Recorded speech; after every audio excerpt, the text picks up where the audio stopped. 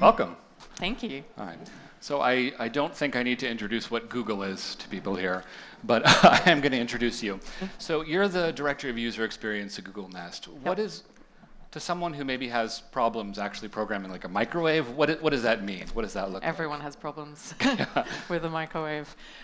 What that means, so Nest is the area of Google that I work in. Okay. And user experience, really what we do is, in the broadest sense, we look at the way a product is designed and used from the very beginning, so unboxing a new thermostat or a new speaker, right through to the end. And in the middle is daily use, which is going to be the majority of your time. Mm-hmm. So none of this we do in isolation. We work with engineers, we work with industrial designers, product managers, marketers, PR, like the list goes on and on. It's a very collaborative role, but I think at the center of what we do is humans. So we're really representing the customer and how people are going to use our products and also how it's going to add benefit to their lives. Right. So Google, I believe, bought Nest in 2014. Was that right? So the two companies came together. Yeah. And they've been coming even closer together. Yeah. So now there's a whole suite of products. There's the thermostat. There's a camera. There's the Many cameras. Many cameras. So what's the thesis behind all of that? What are you guys seeing, and where do you see it going? Yeah, it's a good question. A lot of Nest before Google, and both Google and Nest had a lot in common, which is what brought the companies together. Right. But when you look at what we did at Nest in the early days, it was really taking unloved products in the home and reinventing them. Right. So you look at thermostats hadn't been disrupted for a long time. Right. And the very first Nest thermostat, in some ways, to put it really simple, was almost like a mobile phone on your wall. Right. It was a beautiful piece of technology on your wall. Yeah. We've evolved it a bit since then. And you can look at a lot of that to the rest of the products that we're working on. There's so much smarts and incredible AI and machine learning in Google. Mm-hmm. And we look at it going, products that go in the home, how can we put those smarts into these products so they're useful for people? Right. So you get that with connected smoke detectors. You no longer have an LED flashing at you or a chirp if the batteries are going flat. It's going to subtly let you know on a mobile phone, right, hey, your batteries need replacing. Or you can silence it if there's no emergency from your mobile phone without having to get a broomstick and yeah. shove it on a ceiling, which is like a lot of pain that people experience today. Right. So that's where we look at in the home, what are products that we can augment in a way that Google does very well and provide useful things to people. Right. Another really simple one is a Google Home Mini, a speaker, right, that really brings Assistant to life. Right. So what does that look like from a design perspective, like designing the actual physical things? Like, tell me a little bit about, a lot of products in this space are designed to look very futuristic, you know what I mean? But Google's don't really look like that. What's the thinking behind that? Yeah, a lot of that, our industrial design team does a tremendous job on the design of our products. A lot of it is there's a lot of inspiration from nature, from looking at furniture in the home, textiles in the home, objects that look like something that tempt your eye and you want them in your home. Right. They're beautiful objects, and that's where we gather a lot of inspiration from. Yeah. Another part of it is we design these products to last for a long time, particularly when you look at thermostats or smoke detectors. Right. So it's looking at longevity. So we want to look at styling that's going to look timeless in a sense, but also beautiful in your home is another angle we look at these products from. Right. So does Google think about interior design? Do you have interior designers on staff? Like, what's your interaction with them? We think about interior design a lot. We have, even our own workspaces, right? Like, this is a completely different topic, but my side project at work is actually redesigning all of our office spaces, right, with interior architect firms. So right, I don't do all the design myself, but I'm a client that will direct the work, and it's actually really satisfying and amazing, but that's workplace design. We're really lucky in Google. We actually have some architects in residence. Michelle Kaufman is one of our architects. We work with her. Again, it's a side project for her. She works on a lot of other wonderful projects in Google. But the beauty of working with architects is they're already thinking 25 years plus easily just because of the nature of their work. And it's so wonderful to sit down. So we'll bring them into our process and do a lot of visioning work with them. Yeah. What do they tell you? What kind of things how do they shape the design of these products? Well, some of that, it's more they don't directly shape the actual product we ship, but a lot of it will look at, what does the future of home design look like? A really interesting question we ask ourselves is, how will potentially the design of homes change with the introduction of technology? Like even the front door and the entryway to a home is really different today to what it was even 5 years ago.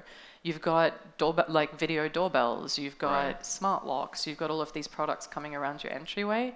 So we will spend a lot of time visioning with them, just imagining how do we think this is going to affect architecture in the future, and even communities. So that's where our architects spend a lot of time, and looking at the trends in housing to like apartment dwelling in busy metropolitan cities, multiple family homes. There's sort of different trends we can look at across the world, and we'll spend a fair bit of time with the architects talking about those topics. Yeah.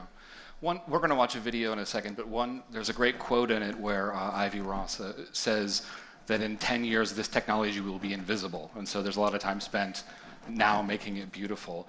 What does that mean? What does being invisible mean in this space? Part of it is, I think we like to say it can be both, and part of it depends on the technology. I think we got so used to technology being these big black boxes, right? Or these big cold screens. And where we question is it doesn't need to be that way. Technology can be beautiful, it can be playful. And you'll see that in our products we play around with color a lot. Yeah, I know. And you'll see pops of color. There's pops of coral and aqua, the colors that we have in our portfolio at the moment. And that's to be bold and playful and optimistic.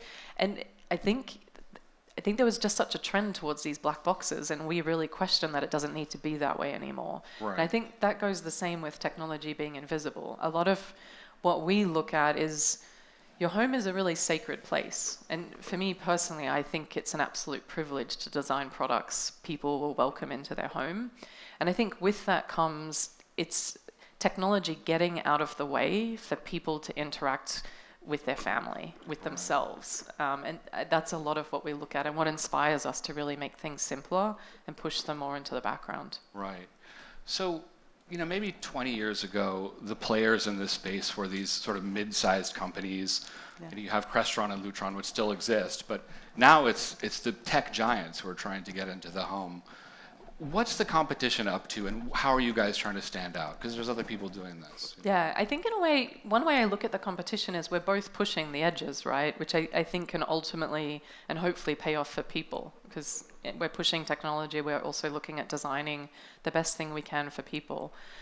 One way we look at it from inside Google is coming back to colors and materials. Like a lot of our products are wrapped in beautiful fabrics, and those fabrics come in amazing colors. And just one example of the Google Home Mini, there's a neutral gray color. There's actually one out here in the installation. Right, check and our colors, materials, and finish team went through 157 samples of material to find the right neutral and the right warmth.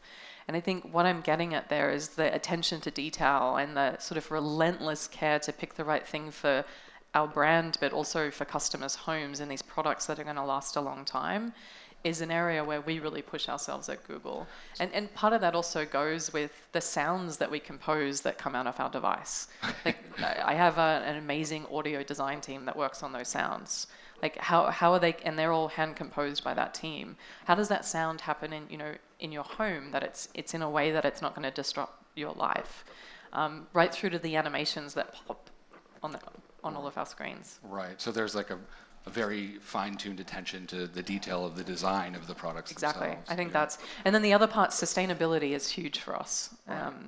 Last month, we actually announced sustainability commitments that I'm really proud of. And one part of that is in 2020, all shipments to and from customers will be carbon neutral. And in 2022, all made by Google products or products that are made by Google will contain recycled materials. So it's a huge start, and you'll see more and more from us come out on that. Yeah, let's get a round of applause for that. Yeah. It's one of my favorite topics, and it's something I think all of our customers are heading that way, and I imagine for all of you, your customers are also heading that way. So, in this space, I feel this technology is actually, smart home technology is actually kind of old. I mean, there was the clap on, if anyone remembers that. We've come a long way, but I feel like every generation has the intimidation factor, it was a tangle of wires or a remote that had, a billion buttons on it. What's the intimidation factor today, and how are you guys trying to get over it? Yeah, I mean, there's definitely still that same intimidation factor, and part of it is, I think smart home in itself is an intimidating term. Why is that? Why is it an Well, I intimidating think term? customers aren't necessarily asking for smart homes. Do you know that's not necessarily a core human need? It's why something we look at Nest is helpfulness, or help in the home is a need, Right. which is why for the next 5 to 10 years, what we're going to be focusing on is bringing the helpful home to life. So that's why we look at even the terminologies you can use. Smart home can imply like, oh, that's not me. That's some technical person who knows how to set up all of these crazy things in their home.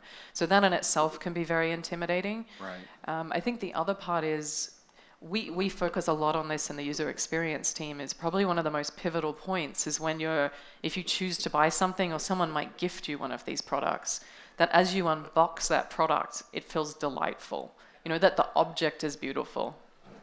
And then as you plug it in and you start to set it up, that you can actually feel the satisfaction of, I can do this. Right? And that's enjoyable. For us as humans, we like to feel like we're satisfied we achieved something. And that's an important thing, something we spend a lot of time on. Right. So it's like when you open it up, it's not like the bridge of the Starship Enterprise. It's like a delightful little thing. Got it. Yeah. So I want to talk about privacy a little bit because, this technology can do all kinds of crazy things. It can recognize who's using it. It can recognize voices, faces. But with that comes a trade-off where people are giving out more information. How do you guys think of privacy as a design challenge? How do you? It's huge. Yeah, I'd firstly say privacy and security for people and in their home is incredibly significant. Yeah. So it's something my team and I are very, very conscious of. Like, it's almost written in as every part of the design process to think about this and to ask questions and to poke. So something we did earlier this year is we actually released privacy commitments for the home, which I think was incredibly important for us to do. And if anything, it laid the foundation. We have a lot more work to do there. Yeah. When you look at the space that we're in the home, we're working on what we call ambient computing. So computers, you're surrounded by computers, you're surrounded by computers that can help you without a screen being in your face. So I could speak about it as the moment we're in the era of the mobile computing. Everyone's got their own personal device, and we're moving into this more whole home ambient computing. And I think in that space, it's relatively new. And when we look at privacy, it's not architected for the home. All of that privacy is architected around a mobile phone framework. Right. Exactly. And so there's a lot of time that we need to dedicate to looking at, well, how does this evolve in the home? So with our privacy commitments, the top 3 that are user experience related are, we're very transparent about the data that we're collecting. Mm-hmm. So our customers know where they stand. 2, we'll never sell personal data ever. And 3, there's an ability for every customer to look up the data that is captured on them, move that data, and delete that data. So it's, in that sense, it's putting a lot more ability of transparency that the customer can access. So it's no longer a black box. Right. So like I said, it forms a really good foundation, and we have a lot more work to lead from there. Well, some of the challenges are so interesting. Like there's the Nest camera that has a little light that it turns on when it's recording. And before, people could turn off that functionality so people wouldn't know if they were being filmed. Yeah. Now, as part of the privacy commitment, that light is always on. Yeah. But then you had people pushing back saying, oh, well, now this doesn't work for security. So how do you make they're very difficult decisions? These things aren't simple. It's incredibly tough decisions. Yeah. And there's no right answer. Internally, we debated that for quite some time. Yeah, I believe it. And very, very tough debates. I think part of it too, designing for the home, we're no longer designing for just personal use anymore. Right. We're also designing for communal use. And that means we're not just designing for the homeowner. So even though the homeowner might buy the product, we really need to respect other family members in the home, other members of the home, and people who come in and out of the home. And that also goes for, like, external facing cameras are really interesting, doorbells and a security camera you'll put on the outside of your home. We feel it's very important that we recognize all customer types, even if they're the owner or not the owner. Right, right. And that's why our decision basically on all cameras, if they're filming, there's a little green LED just to indicate to whoever's in that space that they're being recorded. Right. Do you feel like it's a generational thing? Like younger people coming up will be more comfortable giving up elements of privacy, or? We are seeing those trends, Right. but I think a huge role we have to play is to always stand for the rights of people and their privacy. I wouldn't want people to give it up without knowing. Right. And that's a lot of what we're doing, is educating and also being really transparent about what we're doing. We do see a trend of more ease, because we see kids today are born with, Google Assistant in their home. It's really different. Yeah. Like, none of us really grew up like that, right? And you see these little kids interact with touch screens and voice assistants in a way that you just think they were born into the world to do that. I know. So we will see different behaviors around that, but I think we do owe it.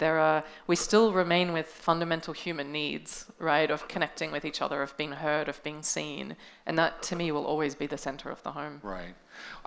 To invade your privacy a little bit, do you use these products? Like, I do. I use all of the products at home. What's your favorite thing about them, and what's the thing that you want to keep tweaking? Because you actually can. Yeah, a lot of it. It's interesting with the Nest security system. We don't use a full-blown security system in our house, but it comes with these door sensors. And they're amazing just to look in the app if somebody's home, if somebody's not home. It's as simple as that. Mm-hmm. Or if the cleaners have left. That's one of my favorite things, even though it's such a routine, everyday thing. Mm-hmm. Another part, Google Assistant, I love. There's just a simple thing. If you're like, hey, Google, good morning. We're actually about to get Hunter Douglas blinds installed. So in a couple of weeks, it's going to bring the blinds up. It sets the lighting to the right tone. For me, you can have it tuned that it gives you the news report. I personally don't enjoy the news, so I have it. I have it set to music, right. And then it will give you the daily weather. So right. Just having that each morning is just a really lovely morning routine. It's one of my favorites. Yeah. Other than that, I actually have quite a few cameras in our home. Okay. We mainly use them to look at what the cat's doing, which is really interesting. And you do see a lot of that with people connecting with their animals through cameras. I don't want to know what my dog is doing when I'm not there. The cats don't actually do that much. But So really, really big picture. You're Google, so you have a lot of data to look at consumer trends and what's happening in the home. What are you guys seeing? What's coming up ahead? What do you know that we don't know because we're not Google? Do you know the Benjamin Moore Color of the Year for 2022, or tell me about that? No, we don't, but I have to say our color materials and finish team, which is led by Isabel Olsen, are amazing with their color trends. Huge kudos to them. They get it right multiple years in advance, so they've got some good things going on there. I think one of the big shifts is what we look at with what we call ambient computing. Right. So, computing at your fingertips without having a big screen in front of you. And with that comes, it's pretty much what we discussed. It comes with looking at how we design for the whole home. Mm-hmm. That's a big shift, because it's not the way we've done it today. And it's not going to work the way we've done it today with mobile phones. Right. It's when we do need to think about other family members and be really respectful. And also know it's not necessarily single device use in the home. Like, everyone might have their own mobile phone, but there's one Google Assistant in the home that everyone's speaking to and having their own unique experience.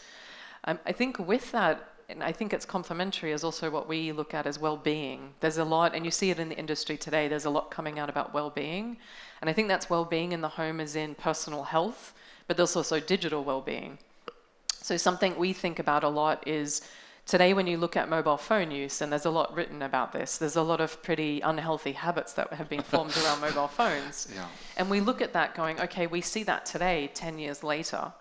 What can we imagine might happen in the future that we're creating, that we get ahead of that? We don't know what that is yet, but that's where we do spend a lot of time understanding. For me, it really does come back to our human needs don't change, and that's still the center of the home, and that really anchors us.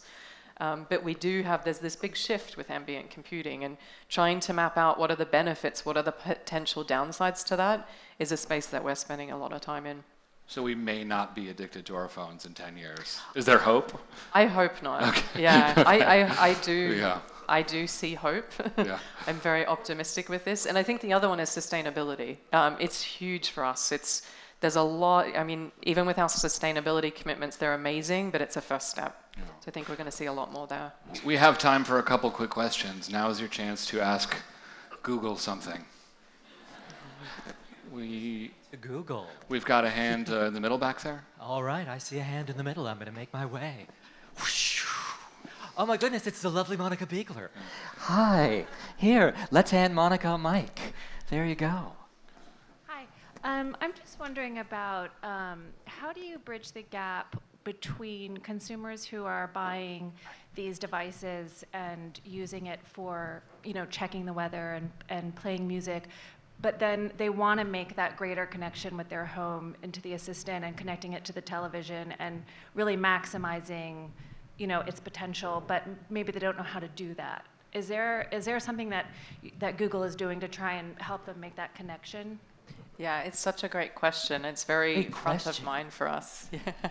It's because you do see a lot of the use cases, and it's easy as like the weather and music. And so the Google Home app is a really good avenue for that, and where we're exploring a lot of how we can help educate, inform people in a really kind way, right? We don't want it to look spammy. So this is when we need to be really careful about when's a good time to prompt you, like, oh, you could cast this to your TV. So the cool thing with a lot of new TVs today, that Cast is getting built in, but you could also buy a Chromecast. So the app is one avenue, and then just through a lot of our marketing materials, through emails. So a brilliant thing we have with the Nest portfolio, people who have thermostats, there's a monthly email that comes out that talks about your energy use. And our customers love that email because it's telling you information about your home, how much energy you've saved.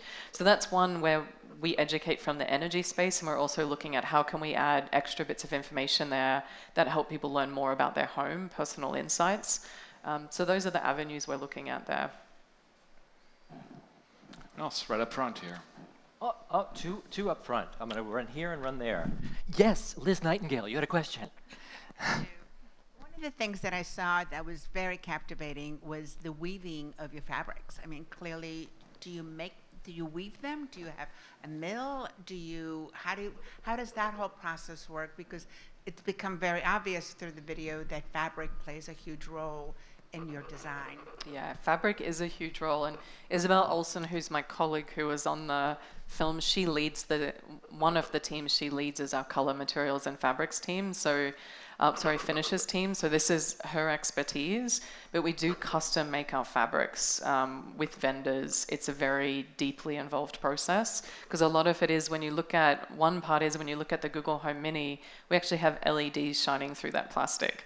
So that's where we have to make sure those LEDs are really clear, and a lot of the fabric is long lasting and keeps its color. But for more details, we can connect you, because it's absolutely amazing and fascinating to be part of. One more question we have up front. Okay, one more question up front. Hi. Hey. One question for you. You bring up the point of Google building the helpful home.